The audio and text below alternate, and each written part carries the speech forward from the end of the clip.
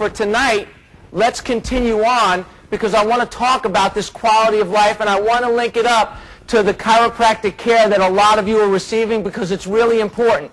See, because it's really hard to think about the 100 years of living an active, healthy life if your body is not functioning at 100%. If you have cricks and stiffness and you're tight and your body's not functioning and your lungs aren't functioning and you're having breathing problems and maybe you're not living and expressing your full potential, you try to run or exercise and you continuously hurt yourself, it's really hard to think about living to 100 if you're having a hard time getting through today. And there are some key things as it relates to your spine, as it relates to your nervous system, that are really important for all of you to know. First of all, that your central nerve system is the central communication center in your body. In fact, everybody play a game with me. Raise your hands up in the air. Great. Ready? And as fast as you can, when I count to 3, wiggle your fingers and toes. You ready? 1. No, I didn't count to 3. Ready? Raise your hands. Ready? 1, 2, 3. Great. Okay, stop. Great. Put your hands down for a second. I want you to think about something. How long did it take you to wiggle your fingers and your toes after I said the number 3? How long did it take? A split second, right? Not even a split second. So I want you to think about how insane this is, okay? So I'm going to share my own insanity with you. This is what I think about at 3 o'clock in the morning. I had a thought to count to 3, 1, 2, 3. The thought went from my brain, down my spinal cord, and out my mouth. Actually, before it came out my mouth, the thought caused me to breathe air out through my lungs, through my mouth. And then, how many of you have seen that little thing that wiggles in the back of your throat, right?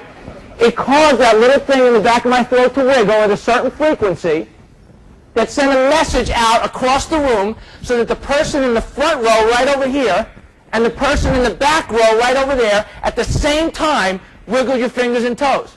Now what's interesting is it came out of my mouth and got funneled. This is where it really gets weird.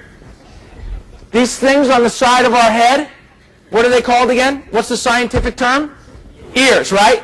Okay, so your ears, this funnel on the side of your head, captured the vibration from the wiggly thing, funneled the information, and based on the frequency that it vibrated inside your ear, you wiggled your fingers in less than a split second, you in the back and you in the front.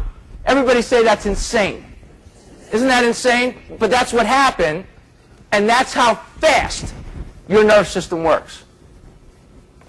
You heard it in your brain, you heard it in your ear, it put a message or a thought in your brain, and in a split second, your brain sent a signal down from your brain to your fingers in a split second to get them to work properly. How many of you think that that pathway is an important pathway? If you think it's important, say, that's important. You better believe that that's an important pathway. It's the master communication network in your body. For you to live an active, healthy life, that communication system has got to be clear. It's got to be open. It's got to be working, and it's got to be functioning at 100% because it goes to every cell, tissue, and organ of your body. You think about for a minute, how many of you heard about, in fact, it's kind of a sad story. How many of you heard about what happened to Christopher Reeve? Remember Christopher Reeve? Who is Christopher Reeve? Superman, right? You know, all of our hero growing up was one of my heroes. Still today is one of my heroes. You think about what happened to Christopher Reeve. Christopher Reeve was riding on his horse, and he got bucked off his horse, if you remember. And he landed on his head, and he broke his neck. He broke his neck, didn't he? What did he break? His neck. And as a result of breaking his neck, his body from that point down stopped functioning. True or not true? And what was interesting was I remember seeing the interviews by all of the media people with Christopher Reeves, because he did so much to raise money for spinal cord research and so much for humanity as a result of his injury. And I remember that he was sitting there, and I'm watching him breathe. And they talked about how his lungs didn't work, that he needed a ventilator. How many of you remember that, right? So what he would do is the ventilator would fill up his lungs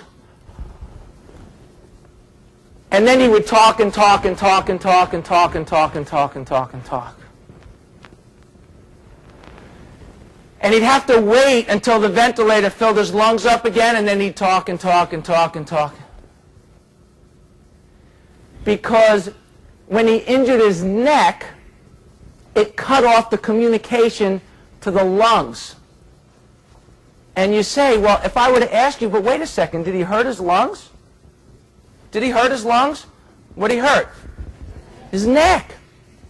You know, here he is, he's laying in a chair, or he's sitting in a chair, and he can't use his legs. Did he hurt his legs? What did he hurt? His neck. And then he couldn't use his arms or his hands. Did he hurt his arms or his hands? What did he hurt? His neck. And I don't know if you remember in the story that he couldn't go to the bathroom on his own. His bowels and his bladder moved spontaneously. He had no voluntary control. Let me ask you, did he hurt his bowel and his bladder? What did he hurt?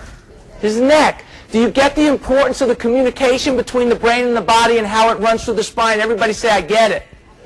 Yeah, it's important for you to get it because it's crucial. It protects, and your spine protects your nerve system. It protects the way that your body functions. It protects your skull, protects your brain. Some are harder than others. Yes, ladies? Some are much harder than others. And then your spinal column, it protects your spinal cord. And what's interesting here is that for you to be healthy, that pathway's got to be clear. In fact, if you notice here, here's the brain, here's the spinal cord. It kind of looks like Powerade in the picture, yes? See, for the Powerade, for the message to get through over the Powerade, through the spinal cord, this pathway right here has got to be clear as the nerves exit out from the spine. If the pathway is not clear, the body begins to break down because it's not getting the right messages. See, the same thing that happened to Christopher Reeve on some level, except maybe less severe, happened to my son. Except instead of a broken neck, it was severely misaligned, putting pressure on the nerve, choking off the nerve, not allowing the Powerade, the power to really get through. And you know what a lot of us do is we wait for a crisis to take care of our spine. How insane is that? That's crazy. To wait for a crisis? Let me ask you a question. How many of you, if you slammed your thumb with a hammer, which by the way, I don't recommend it, we're videoing this, I don't recommend that, don't do it. But if you did, would it hurt before or after you hit your thumb? After. Why would it hurt after? Because there's already damage. See, what happens is that for a lot of us, because we've been trained by a nursing home generation that didn't know they were going to live this long to be just crisis motivated, and that's who trained us, and that's the value that we brought, and they didn't know any different, it's not their fault, they didn't know they were going to live this long.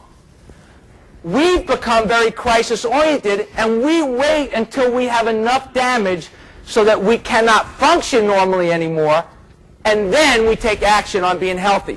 That is not the way to live an active, healthy quality of life for 100 years and beyond.